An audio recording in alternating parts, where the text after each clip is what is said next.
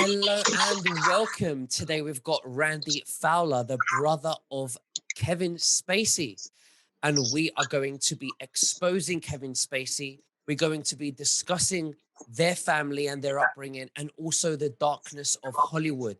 Now, just before we begin, you can subscribe to our Telegram channels and to nicholasveniamin.com for my free email updates. And if you're watching this for the first time on YouTube, I will leave the link below in the description for the full interview. Randy, thank you for joining me. How are you, sir? And what have you been up to? Oh, I've been doing a lot of interviews this year, promoting my book and practicing my drums. I'm getting ready to do a lot of recording in the next couple of months. And that's about it. I'm retired now. Great. So you're retired. So just before we went on air, you said that you wanted to clear up something from a previous interview. Would you like to tell us which interview that was from and what is it exactly that you would like to clear up before we move forward into the questions? Yes, it was an interview I did with David Zublik on Monday. And some people like to parse and dissect your words and twist them all around to mean something completely different than what you had originally intended. And I inadvertently said the phrase, I knew about my brother's behavior. And I should have said I had my suspicions about my brother's behavior, which wasn't really released to the public until October 30th, 2017. That's when I started speaking up about my brother's behavior. And I'm just trying to help people not to have to live the life that I did in silence, because it will eat you up inside. You'll end up being old and bitter, and every decision you make will be wrong. So until you can articulate what has happened to you and all the gruesome details, you'll never be healed. So I didn't appreciate those two comments where people twisted because they took me at absolute of what I said, and that's not really what I meant. So that's basically what I wanted to clarify. Well, thank you very much for that. I just wanted to let you know that my viewers are very clever, and they're very aware of how corrupt the media is by twisting things, especially when we speak the truth. And they want to protect, people like, deep state players, pedophiles, rapists, and many more. So I applaud you and thank you very much for coming forward to do what you're doing, because you're staying in your truth, you're in your moral, and you're in line with with the universe, if you like. Now, I would like to ask you, why don't we speak a little bit about your family background, your upbringing, and before we get into the present day of Kevin Spacey and more. Well, for me, the abuse started when I was only 7 years old. My father used to force me to read out loud. And if I made a mistake, he would beat me with a riding crop. So, what my father didn't realize, what should have been the love of words and language turned out to be quite a detriment toward me in my later life. And that I never read, so I didn't do well in school. I'm surprised I even graduated from high school, because there was so much pain attached to reading that I didn't study. I didn't do anything. It wasn't until I went back to college to get my second degree in 2012 that I was forced to get over that very quickly. And I found the strength to break through those chains that were holding me back. And I ended up getting another degree, this one an associate science degree in education, and graduated on the dean's list. So I'm quite proud that I was able to do that. But that was just the first form of abuse that started in my family. In 1969, my father started to sexually abuse me. And I'm not talking about the tender type of abuse. I'm talking about brutal sodomy. brutal oral sex. And I remember the first time it happened, I was screaming out loud to my mother, going, "Help me, mother, help me." And my father had locked the bedroom door in the master bedroom. And my mother came up and started pounding on the door, going, "What's going on in there?" And my father put his arm against my throat and says, "Don't say a word." And all of a sudden, my mother left just like that and just left me to what I call the creature. And she spent her entire life living in denial about what her husband had done to me. And this was a ritual that went on for many, many years with my father. Besides the sexual abuse, there was the constant lecturing. And I'm not exaggerating when I say that he lectured me for 8, 10 hours in one sitting. Okay. My father was extremely sick mentally. He hated Jews. He hated Black people. He hated the banking system. He didn't trust anybody. He was a member of the American Nazi Party. And I had to sit there and endure all this nonsense for years and years until I finally moved out of my house in 1975 and was finally free of that abuse. Wow. Where was Kevin at the time? And your sister, I believe, when I read about you, that you were all three of you going through this with your father. Is that correct? Yeah, evidently my sister, it affected her so much that she left for Europe when she turned 18 to look for a husband. Evidently, it was so traumatic for her that she wasn't even able to date an American man. So she went to Europe to look for a husband. And I'm sorry to say that my sister has never been able to deal with the truth and face who our parents truly were, not what they appeared to be on the surface. And therefore, my sister hasn't spoken to me in years because she just can't face the truth. Kevin, on the other hand, was absolutely spoiled rotten. He never got a spanking. He never got lectured to. My parents devoutly went to every single performance that he ever had. And my parents never went to any of my performances. They only went once in 1985. I was playing in a club in Bellevue, Washington with a band called Jags. And the only reason why they showed up was because the club was about 3 blocks from their home. And they slipped in and heard one set and then dashed out the door. And that was the only time. And that really hurt me that they didn't consider my talent valid.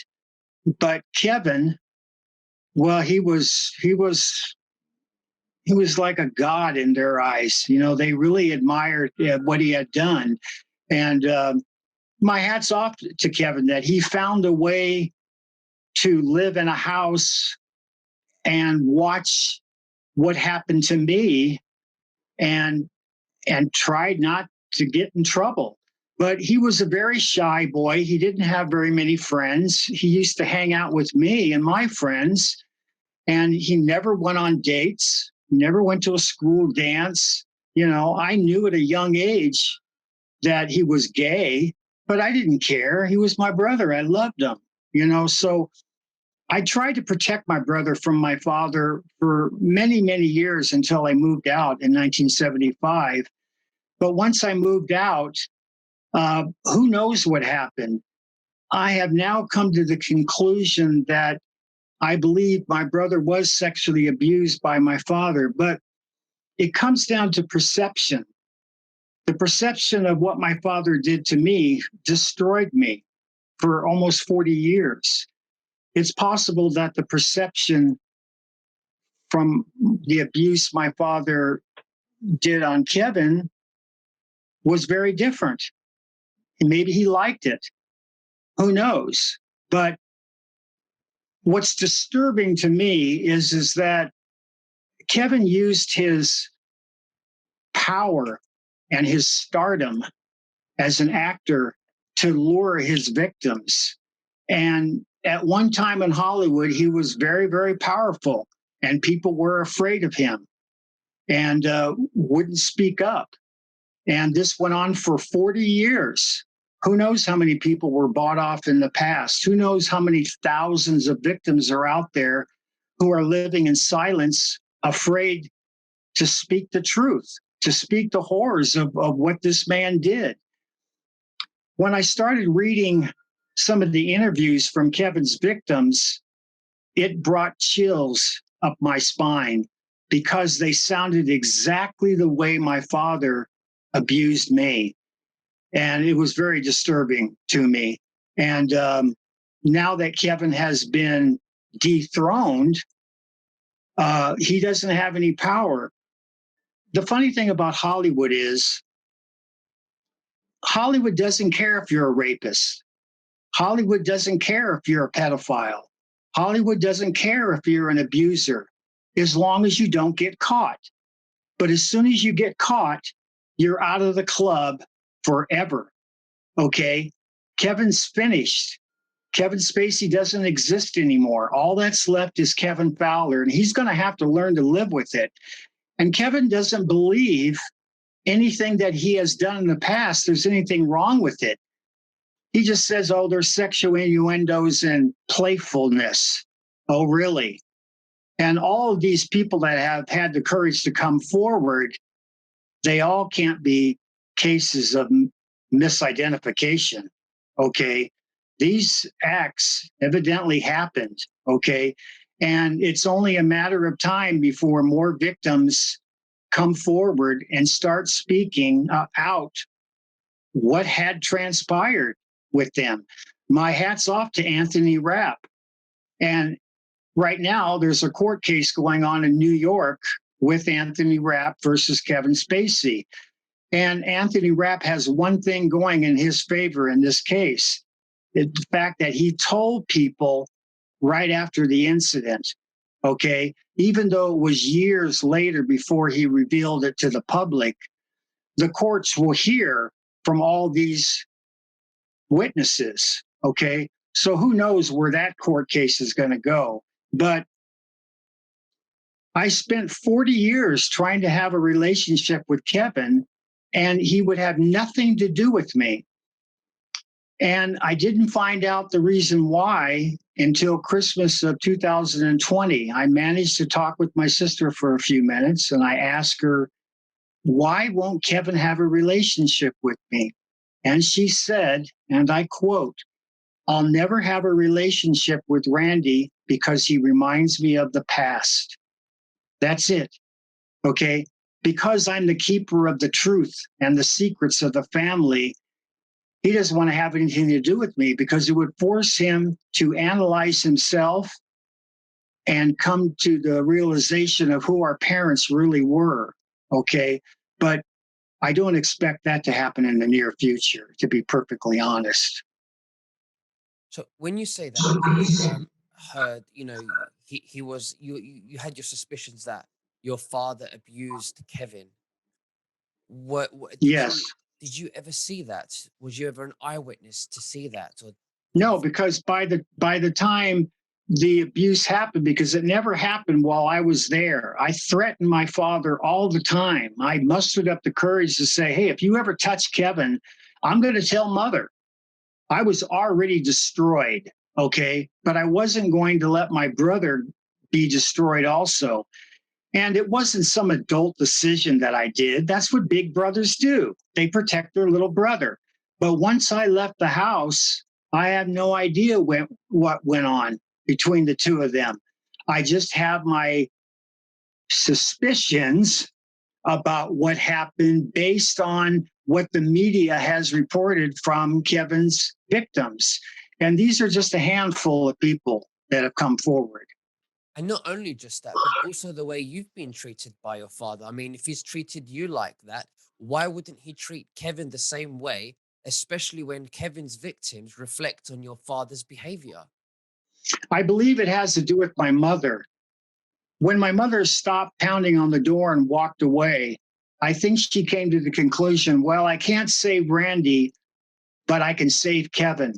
So she put her protective wings around Kevin for the rest of her life. Okay. Uh, and Kevin was a mama's boy. That's all. He was just a mama's boy.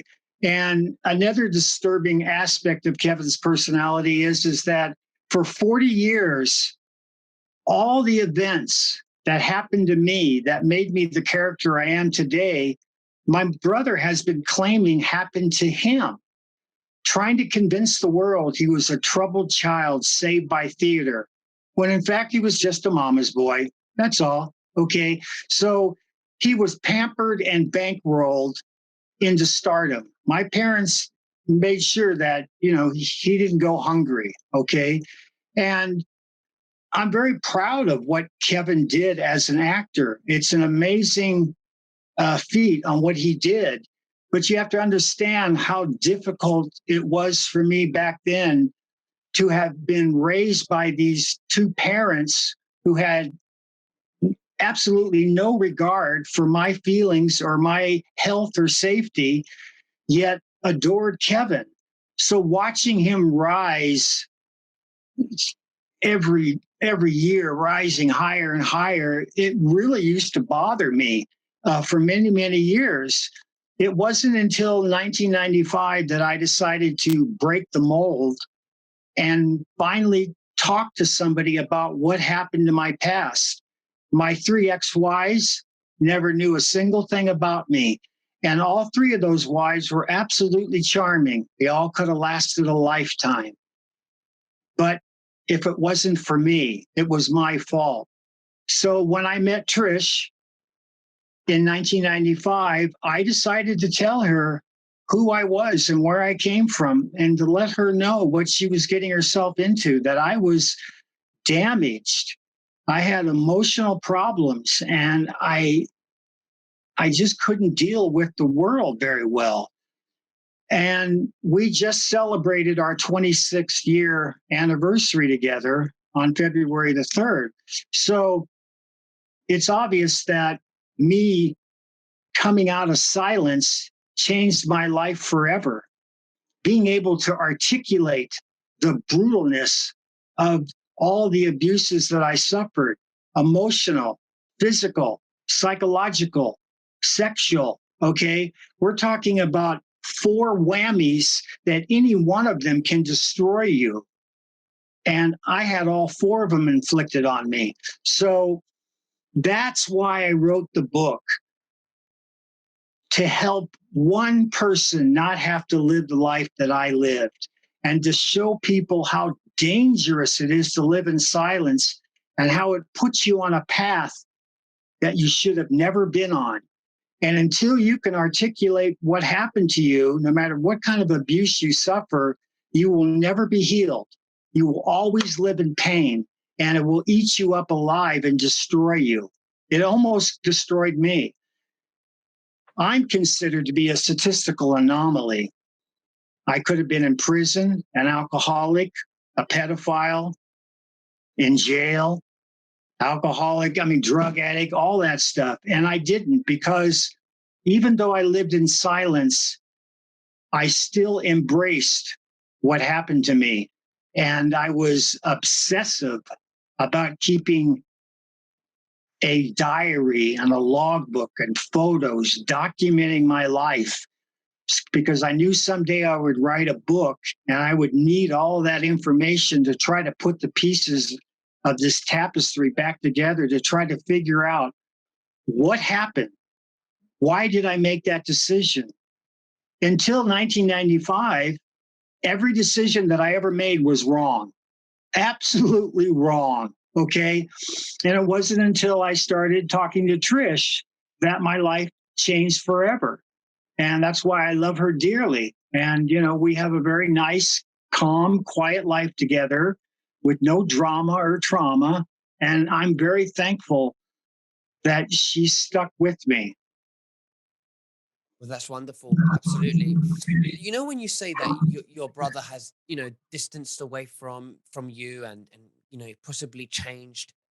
Do you think that he's associated in any way with MK Ultra or even cloning, as far as we've heard, with cloning centers? I have no idea.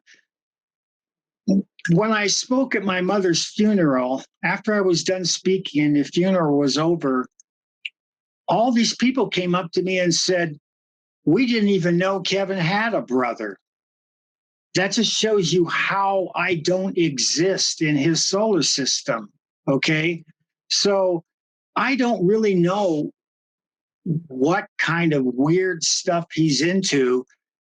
I had just heard recently from something on the internet that my brother was banned from Epstein's Island because he liked to have young boys that screamed.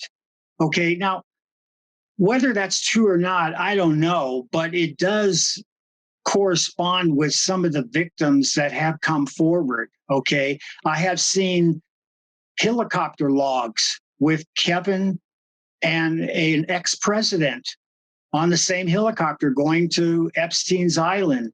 So there's no doubt that my brother's involved in some very shady activities that he's managed to keep secret for 40 years. What's even more disturbing is that for those 40 years, he had people protecting him, buying off, intimidating them to keep this secret. It wasn't until Anthony Rapp came forward in 2017 that everybody decided to get a conscience and bail ship on him. He was fired from the House of Cards. His agency that represented him fired him, said, "We're not going to represent you anymore." Okay, so it was it was disturbing because the people that protected him for all those years are just as culpable as Kevin. They let it go on. They knew what was going on and did nothing. Okay. I may have had my suspicions, but I didn't air those suspicions in any of my interviews. People can check my interviews from years ago to confirm that no, I was always reaching out to my brother, hoping that he would one day want to have a relationship with me. And it's never happened yet. Mm. See, so do you think your brother has been associated with adrenochrome? With who? Adrenochrome. I am not familiar with that. What is that? Adrenochrome is a hormone that's made from a human's blood, and usually it's produced by the blood when a child or a young person is being tortured. So this hormone is called adrenochrome, and extracted and then injected into another person, usually a Hollywood person, that buys it for very expensively, and it keeps them young and it gives them a type of high. And Mel Gibson has supported these claims, and he said that adrenochrome is used as a currency in Hollywood and has bought every most you know mostly every studio in Hollywood. Um, do you think that this is something that your brother may have been associated with? We know that. You know what? I don't think so because my brother is 3.5 years younger than me and he looks like shit. Okay. He looks old. He's an alcoholic.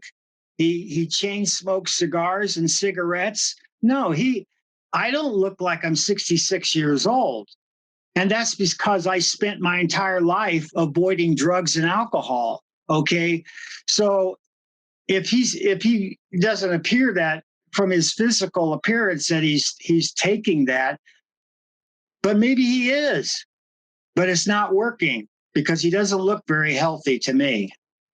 He might not be necessarily taking it, but he might be dealing with it or selling it or have some type of relation, because Epstein was the one that was supplying the adrenochrome to the whole of Hollywood, and his island was like a manufacturing adrenochrome area. And it's believed that Donald Trump was the one to take down Epstein, and this is why, another rabbit hole down Donald Trump, why they hate him. So what are your thoughts on that? I just don't know. I have no information about that. You have to realize that I have only seen my brother 5 times in 42 years. Okay. So I have no idea what kind of extracurricular activities he's up to. All I know is about all the movies and plays he's been in and all the interviews because I have them all. I collected it and I watched his career for the last 42 years.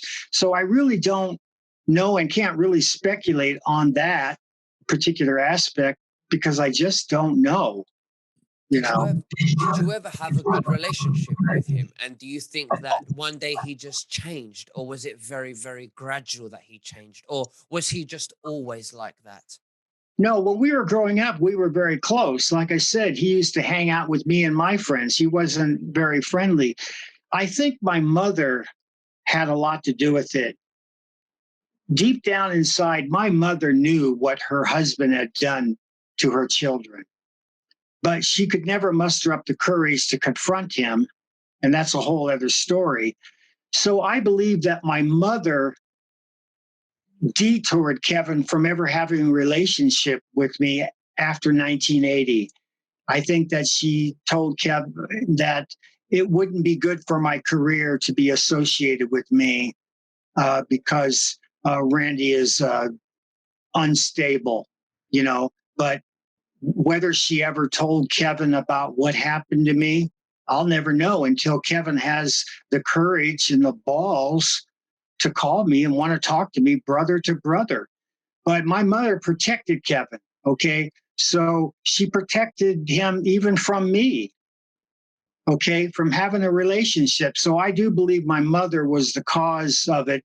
And my brother took her advice and dusted me after 1980. He went to Juilliard and I went on tour and basically never saw him again. I saw him once in 1988, once in 1991, and 3 times in 2003 when my mother passed away. And that was it. So, and I described those 5 encounters in my book and let the readers decide what kind of a person Kevin is, how he treated me. The guy thought he was so full of himself and he couldn't stop talking about how great he was. And he's got a Hollywood star and this and that. And it just made me nauseated that he had no feelings toward anybody else except him and his own career. Now it's over, so good luck to him. So why do you think Prince Andrew is asking your brother Kevin Spacey to clear his name from the Maxwell and Epstein case? What do you think's going on there? Well, evidently Kevin was friends with Maxwell, and there's a photo circulating on the internet where they're actually sitting in some type of royal thrones that are not meant for anybody to sit in except royalty. And it's possible that this prince is involved in those types of activities too, and that there's no doubt that Kevin's friends with him. There's been plenty of photos with him with the royal family in England. So who knows? It's only a matter of time before all these secrets about all these abusers and pedophiles finally come to light. We live in a world now where there really aren't too many secrets. The government can keep a good secret about UFOs, but other than that, everything's pretty much an open book. You can find out anything about anybody, and if you do enough digging, you'd be surprised what's buried, you know, on the internet. Over the the course of the years, from your own research, what shocked you the most when speaking about Hollywood and pedophilia and even UFOs and the secrets? of, of the governments from the people? Well, everybody has known for years that Hollywood doesn't mind all this bad behavior. As long as they just keep it a secret, they're okay about it. And I'm sure there's thousands and thousands of actors and actresses that are involved in this illicit behavior that that publicly don't like it, but privately are probably doing it. But until they get caught, it's all speculation. And for me, for years and years, it was all speculation for me. It wasn't until 2004 when there was the incident in the London Park with my brother, where he told Scotland Yard that he had gotten beaten up and mugged. Probably what happened is that it was a gay encounter that went bad, and the guy beat the shit out of him, and Kevin told them that he got beat up and they stole his phone. That was the beginning of his downfall. It was Sharon Churcher who had been investigating Kevin for years before she ever did an interview with me back in 2004. And she showed me a whole scrapbook of pictures of Kevin with men. And I wasn't surprised, because I knew he was gay, even though he never came out as gay until 2017 regarding the Anthony Rapp allegations. And he says, "Oh, I'm really sorry. I don't remember it happening. But by the way, I'm gay." Well, being gay and being a pedophile have nothing to do with each other. He set back the gay movement a decade. Okay. And as Wanda Sykes said, Kevin has no right standing under someone else's rainbow. He never supported the gay community. He never came out. Everybody knew he was gay. Okay. But he kept it a secret because I believe he thought it would affect ticket sales at his movies. If part of his fan base knew that he was gay and not a heterosexual. So it was a strategic part on from Kevin not to reveal his sexuality until I guess he thought that if he says he's gay, that it takes him off the hook for the bad behavior with Anthony Rapp. No, it doesn't. It doesn't matter that even if it only happened once, it's still a crime to that person. And that person will suffer for years, even if they speak out. It's not an easy journey getting back to square one. Okay. But Kevin has many, many allegations against him. The last I heard, Scotland Yard is still investigating 6 separate incidents that occurred at the Old Vic, where Kevin was the conservator for 10 years. So this has been going on for many, many years. But like I said, Hollywood doesn't care as long as you don't get caught. As soon as you get caught, you're out of here. So do you speak to your mother currently? My mother's dead. She's been dead since 2004. So, okay, so let's go back to 2004. Did you was you speaking to your mother back in 2004? And by the way, I'm so sorry for your loss. That's okay. In 2001, my mother collapsed on the streets of Seattle and was immediately rushed to the hospital, and they determined that she had a brain tumor. Evidently, because of my parents' religious beliefs, they were Christian scientists, so they didn't believe in medicine or doctors. When my father died on Christmas Eve, 1992, my mother evidently had a stroke and didn't tell anybody. And evidently that a stroke affected her eye and she lost her eyesight in one of her eyes. She never told anybody. Nobody knew anything about it until 2001 when she was forced to tell the doctors. Okay. So it ended up festering and turning into a brain tumor, and it took her out in less than a couple of years. Okay.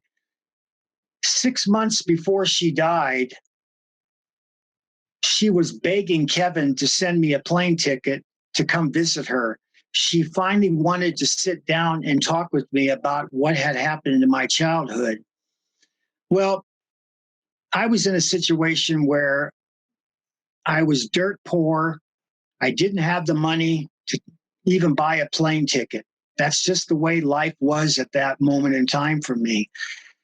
And my brother refused to send me a ticket. And then a couple of weeks before she died, he called me up and says, "Oh, I think it's time for you to come see Mother, Randall." And I said, "Okay." So he reluctantly sent me a plane ticket, and I went down there. And I walk in the house and go up to hug my mother, and she's a vegetable. She couldn't even speak anymore. My brother was so cruel that he couldn't even allow me a few minutes with my mother when she still had their faculties to let me speak with her and reconcile what had happened to me. He waited till she couldn't talk anymore, and then all of a sudden I can come see my mother. That was the cruelest thing that had ever happened to me in my life, for him to deny me that moment in time with my mother. When I was leaving after my visit with her, something very strange happened.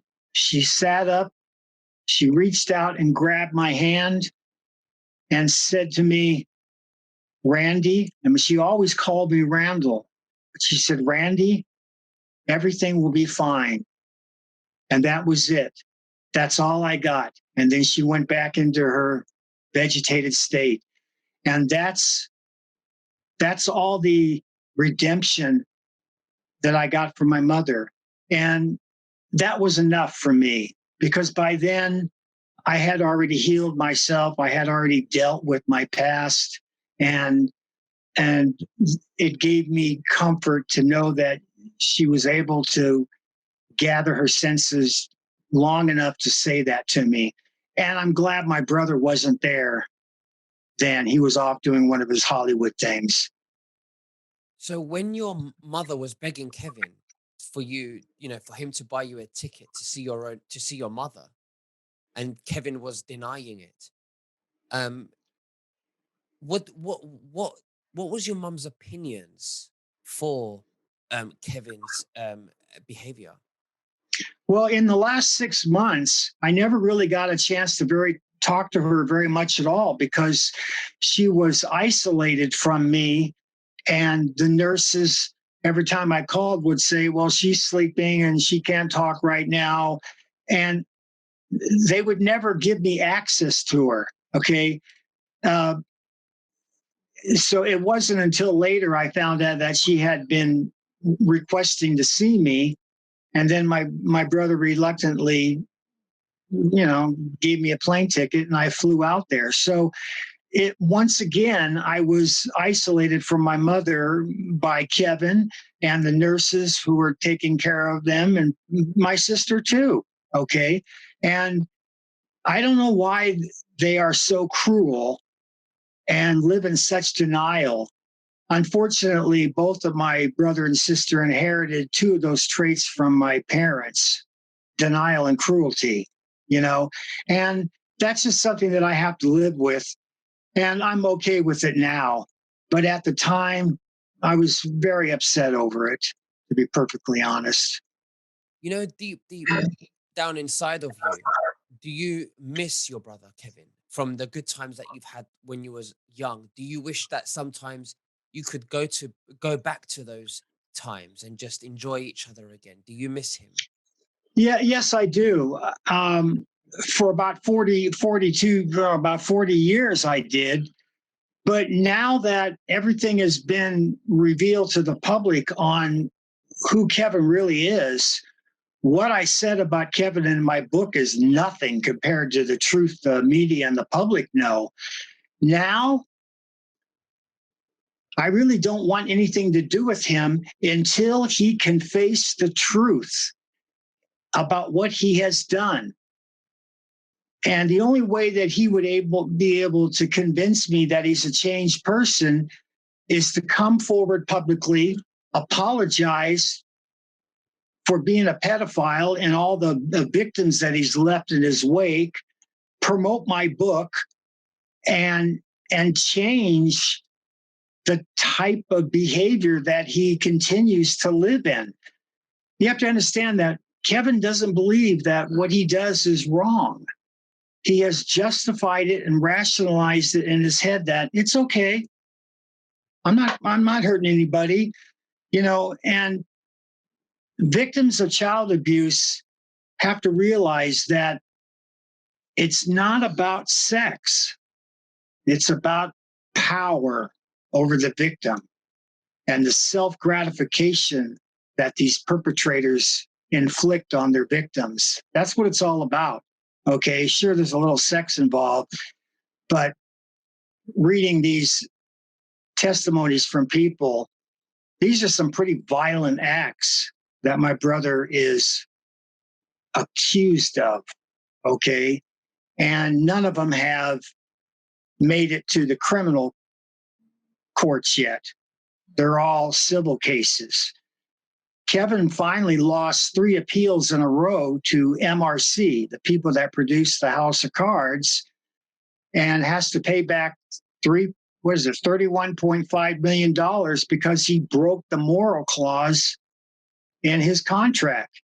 He just couldn't keep his hands off the kiddies and the staff and the actors. Okay. So for him to lose 3 appeals and him still whining about it, it's just a matter of time before the people that produced and made the movie All the Money in the World sue Kevin, because they had to go back and reshoot every scene he was in. And that cost millions of dollars. There was one movie that wasn't even released because Kevin's name was associated with it. So my brother's legal problems are not over yet. And I want your audience to know that I am not afraid of Kevin Spacey or Kevin Fowler, okay? That my reasons for coming public are to help victims of child abuse from living in silence. That is all I am after, is to get people to be so frightened of what their life could be if they don't speak up. Tell a teacher, tell a counselor, tell a friend, tell your parents if you trust them. Tell somebody. Start speaking the truth. Otherwise, you're doomed for a life of heartache and pain, and it won't go away. And unfortunately, my brother now represents everything I'm fighting against. He's the poster boy of pedophilia, using his power and influence and his stardom to lure his victims. And then once the victims don't like it, it's then intimidation. And, who knows what other tactics him and his people used to use. It's deplorable. Nobody should do that. And the reason why I never said anything about it in my book, my suspicions, is because I knew one day the karma gods would wake up and say, we've had enough of your nonsense, Kevin Spacey. You are finished. And my dream came true. It finally happened, okay? Would you describe your brother to be a psychopath and have lack of empathy? Yes, exactly. He's textbook definition, okay? Besides that, he's cruel. He's not a nice person. I'll tell you a little funny story. When my mother was ill and I was down there visiting her, my sister was there with her husband. Her 2 children were there, and Kevin took us out to dinner. And I looked just the way I look now. This is the way I've looked for 42 years. And some people came up to me who happened to be from Boise, Idaho, who wanted to have their picture and autograph with me. And I was very gracious to give it to them. It doesn't matter that they're disturbing my dinner. That didn't bother me. At that moment in time, it was their time. So I graciously stood up, shook their hands, signed a couple autographs, got my picture taken, and then sat down and they left. And Kevin was pissed. He immediately sat up and took off his baseball cap. And a couple minutes later, some people, a couple of girls came up to the table right in front of Kevin and say, "Oh, Kevin, we just love your movies. Could we get a picture with you?" And Kevin had a mouthful of spaghetti or something dripping out of his mouth. And he looked up at him and says, "Can't you see I'm eating dinner? Leave me the fuck alone." Right then, it freaked me out on realizing that Kevin never appreciated his fan base. Okay. And that what he had just done was destroy his reputation to thousands of people, because those two people probably went and told another two people, and those two people told another four people, and it went on and on and on. But this is how my brother is that he's so self-consumed that don't even disturb him while he's eating dinner when your fans are here. These are the people that put you in the limelight. You have an obligation not to be a prick to them, especially in public, okay? So even everybody at the dinner table was shocked at his behavior. And it gave me a lot of insight into Kevin's personality. Wow, that's very interesting. Um, Yeah. you know, a lot of people in Hollywood, they have this behavior, narcissistic, psychopath, lack of empathy type behavior. They like to touch children. Why is it just, a coincidence that they're all like that in Hollywood, where we consider as not normal? Because when people become wealthy and have power, they believe they can get away and do anything that they want, and there's no consequences. And this kind of behavior has been going on for a long, long time. There was a time not too long ago that even being gay was taboo. It's only been in the last 20 years that gay actors have actually been able to come out of the closet and speak openly. Okay, so it's a very closed society. But when you get that much power and money, it probably goes to your head. You probably think, shit, I can do anything that I want. And then you act on your impulses. My brother was gay. Who cares? I don't care. Probably his public wouldn't have cared if he just would have come out 25, 30, 40 years ago. Nobody would have cared. But there was an atmosphere in Hollywood at the time where he didn't, okay? So the farther he climbed up the ladder of success, the more aggressive he became with his victims. And I'm sure all the people that work for him have horror stories that I'm not even aware of that could come to light. I wish the people that worked for Kevin, his assistants, I wish they would come forward and speak out. Why? Because they're going to protect their own interest. Okay. Maybe they think Kevin's going to make some kind of a comeback. I don't think Kevin can make a comeback. I don't think anybody would distribute anything with his name on it, even if he paid for everything. Okay. So it's just a culture of money and power. And I've never had a lot of money or any power in my life. I've always been a very humble person. And another incident happened in 2019 that gave me some more insight on my brother. The Boise Little Theater called me up in 2019 and asked me to be in a play.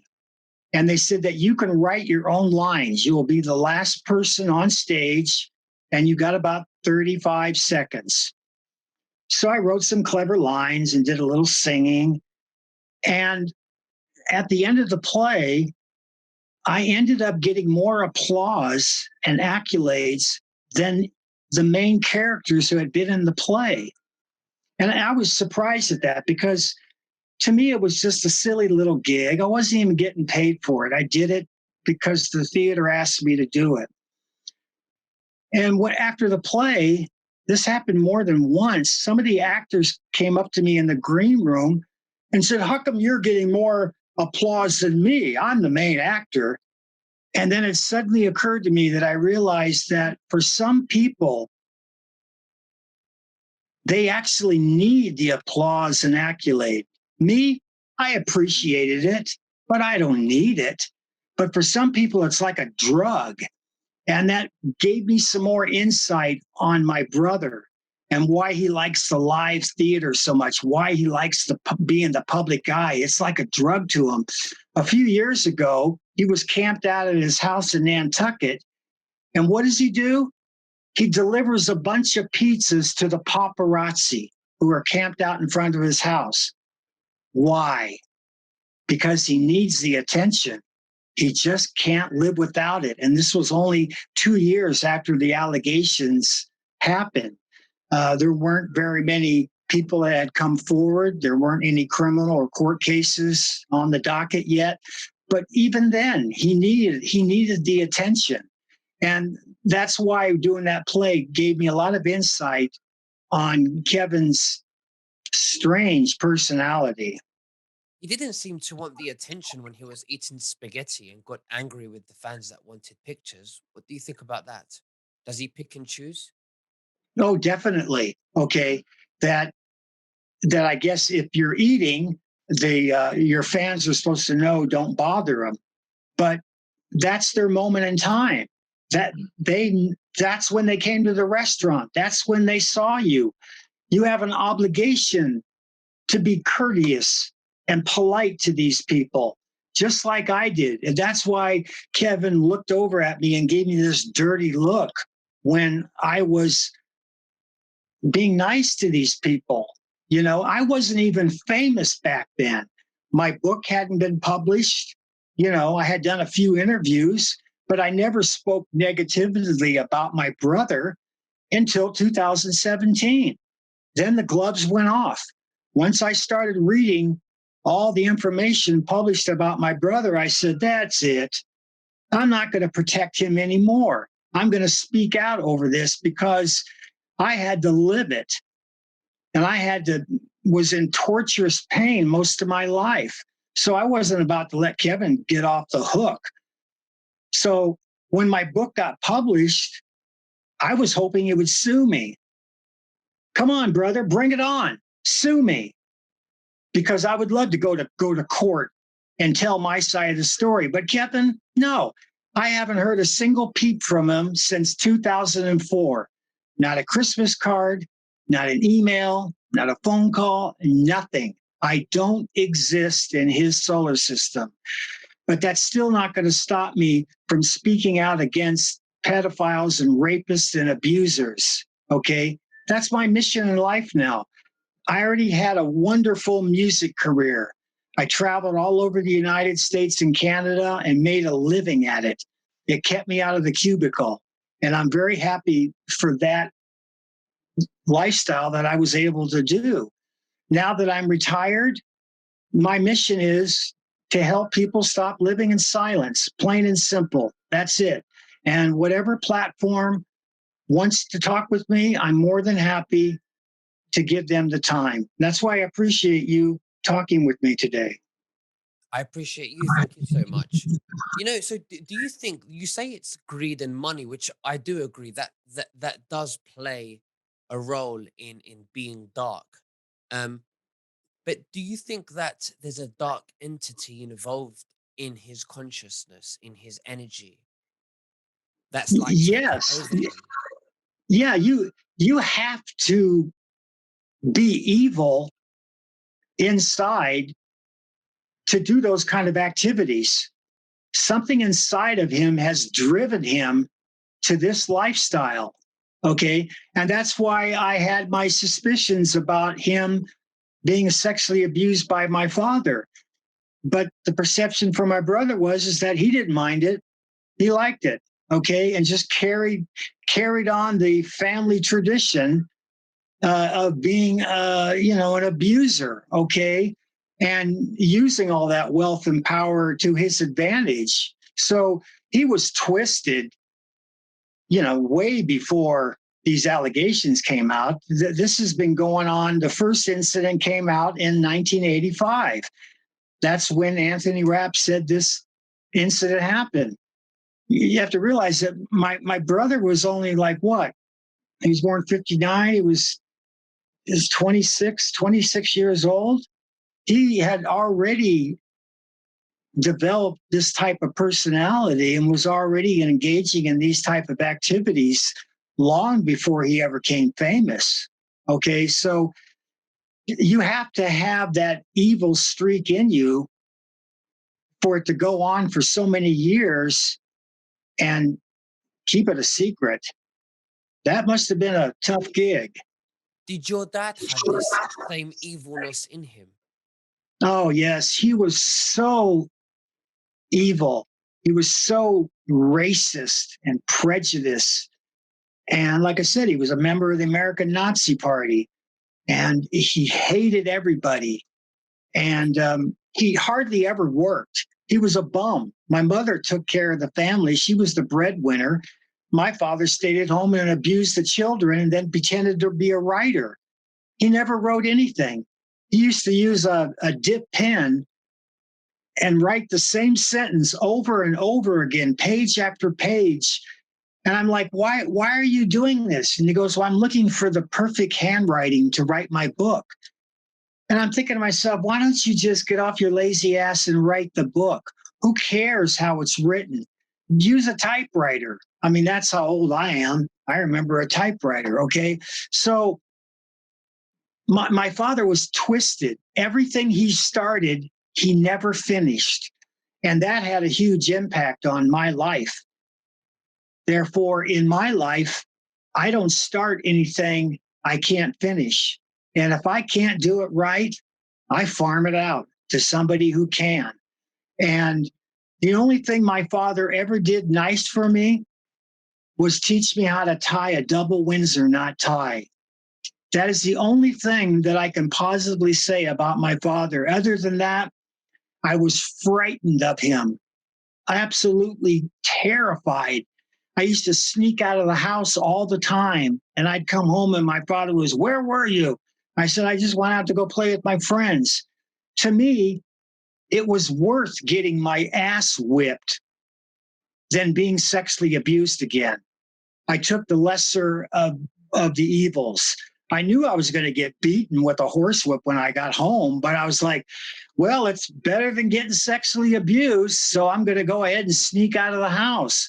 So I used to just get in all kinds of trouble.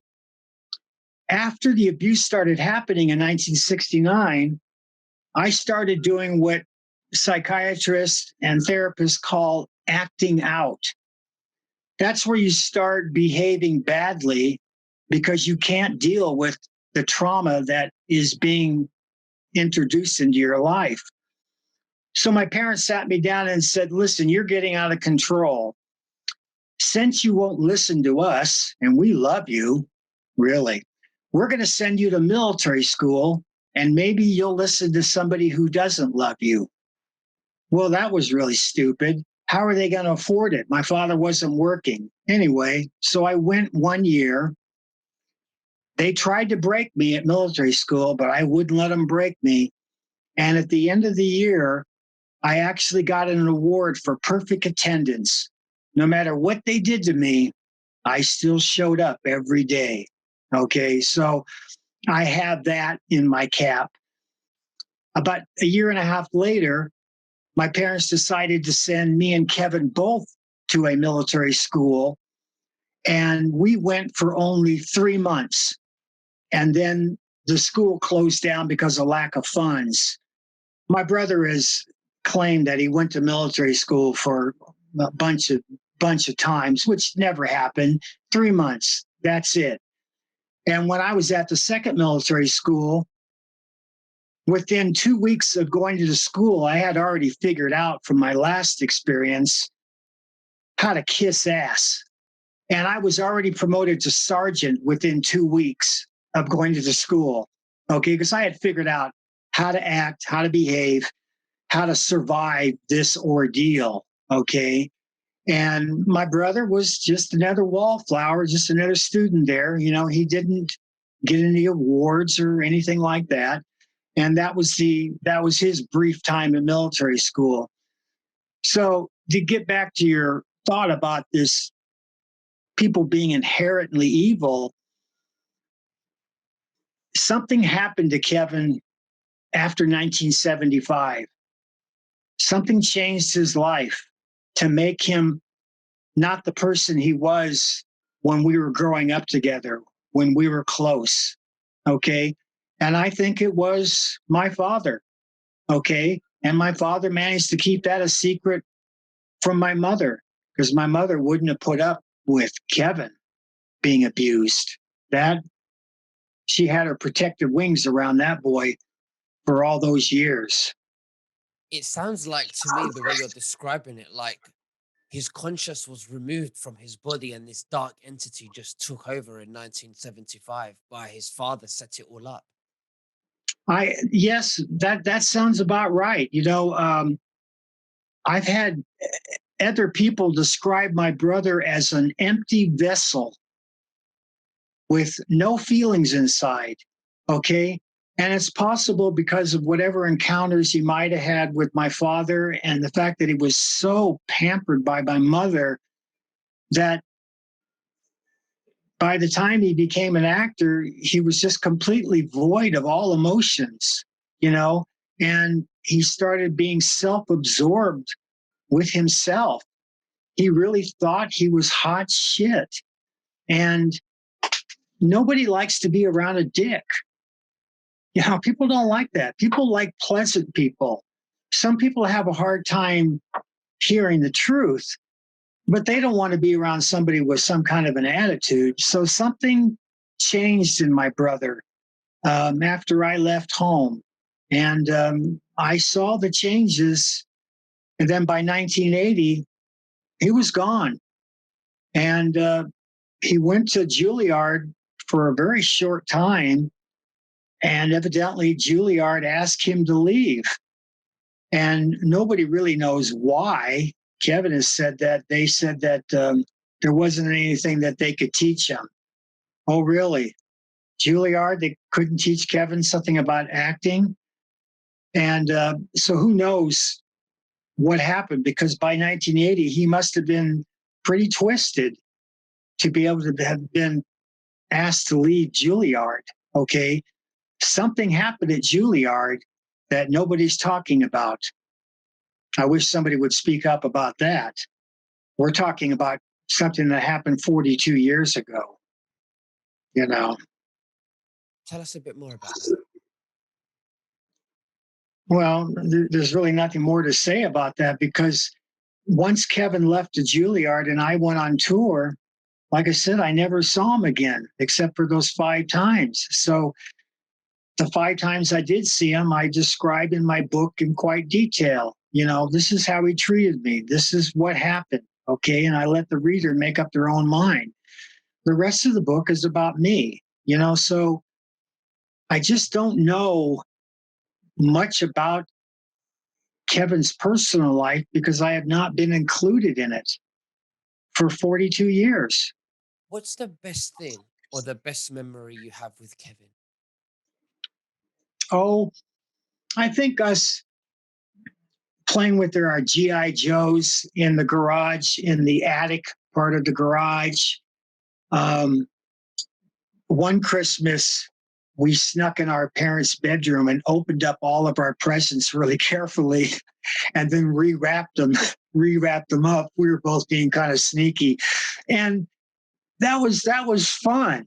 It was really a lot of fun to do that, and we never told our parents about it, and Kevin and I just used to hang out together when we lived in Thousand Oaks. We also lived in Wildwood, where our backyard was the wilderness, and we had a fort that we made, and where we were just buds, regular brothers, loving each other, having a good time for each other, not judging each other, respecting each other's privacy, yet engaging with each other, and that those were the times that I truly miss now that I'm 66 years old and I have all these photos of us together, and it's sad to think how brothers could be split by secrets, and that I've never been able to reach my brother.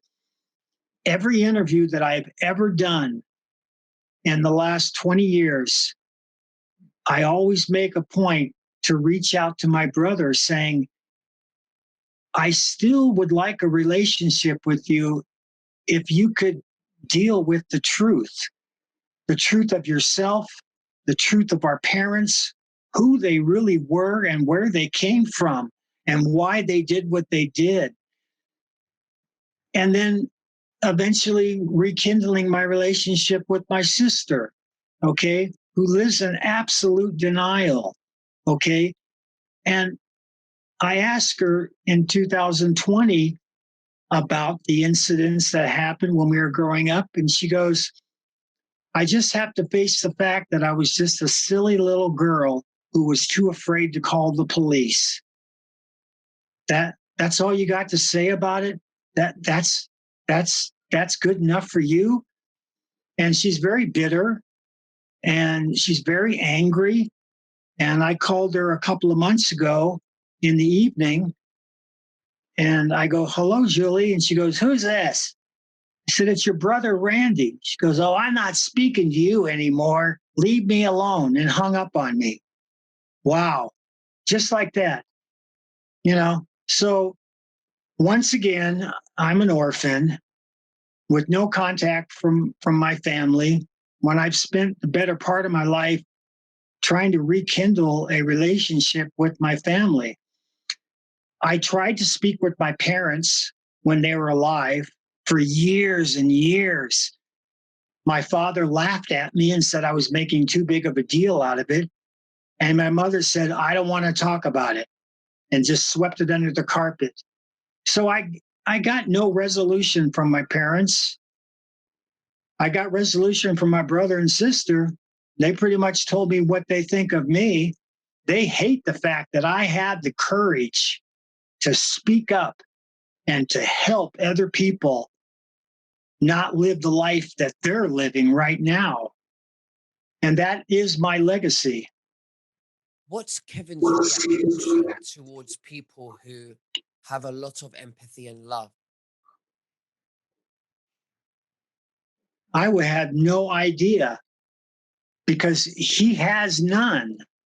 Okay. So all he cares about is his fan base. All he cares about is applause and accolade. He doesn't care about anybody. If he cared about anybody, he would call me. Okay. My sister, after my mother died, worked for Kevin for over 10 years. So she had over a decade of his bullshit and brainwashing to where she says that she doesn't believe any of the allegations against Kevin, that it's all people just wanting money. And there's another form of denial. So there's nothing I can say to Julie to convince her that you're living a lie and that you're protecting somebody that needs to be accounted for his behavior. Absolutely. So, do you think that the days are coming when Kevin will be or will go to prison for his I crimes? believe I believe that the longer this goes on and the more court cases come to light, and especially if he starts losing the civil trials, I think we're going to begin to see some criminal cases. And if any one of them find a guilty verdict, my brother will go to prison. And unless he's put into 24-hour a day isolation, he won't last a day in prison. Even prisoners have a code of ethics about hurting children. Okay. They don't like that shit. You can be a murderer. That's cool.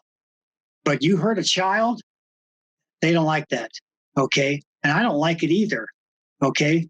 I don't like it a lot.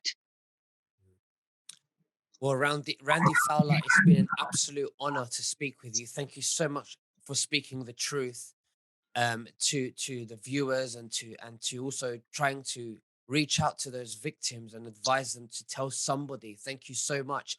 Is there anything else that you'd like to say to the viewers before we finish? Well, I just want to reiterate that no matter what type of form of abuse you've had, whether it be emotional, sexual, physical, that you're not alone, but you'll always be alone until you stop living in silence. It won't be until you have the courage to speak up and truly articulate the gruesome details of the horror that you went through that you'll ever be healed. I don't use the word forgiveness in my interviews. I use the word acceptance. Acceptance of the truth will set you free. And once you accept the truth on no matter what your circumstance is, you can start the healing process. And it's not going to be easy. It's a long road from where you are to get back to just square one and start your life. Life is beautiful. Okay, for me, it's wonderful. I'm so happy to wake up every day and that I can speak about the horrors that happened to me. But what I speak about carries no pain any longer. That's why I can talk the way I talk, because I don't have any pain anymore. I've been healed because I finally had the courage to speak up. And I have my lovely Trish to thank for that, that she stuck by me and she gave me the time and the space necessary to heal my wounded soul. So I just want your viewers to know that there's help out there, but you are your own best therapist. You can start the healing process. Just start to talk and stop living in silence. Thank you, Randy. And I encourage for any other members of, member of families of other Hollywood and A-listers who would like to come forward and whistleblow on to crimes against humanity. So thank you very much, Randy, and we'll speak again very soon. God bless you. Thank you and bless you. Thank you for having me. I appreciate it. Bye bye now.